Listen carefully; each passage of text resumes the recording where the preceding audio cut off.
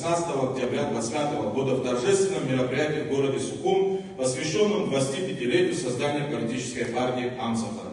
Безусловно, это знаковый юбилей, четверть века деятельности Союза ветеранов Отечественной войны народа Абхазии 92-93 годов. Амсахара преобразована затем в одноименную партию. Важная неотъемлемая часть новейшей абхазской политической истории, эпохи становления, развития суверенной республики Абхазия.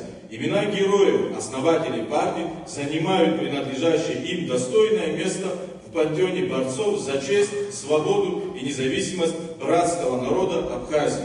Уверен, обо всем этом будет сказано 16 октября. Сожалею, что обязанности в Москве, прежде всего предстоящее выступление на очередном пленарном заседании Государственной Думы Российской Федерации в этот день, не позволят мне быть в Абхазии, в которую я всегда стремился и в горести, и в радости.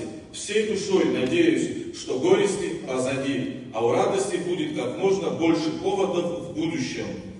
Вам рано подводить итоги.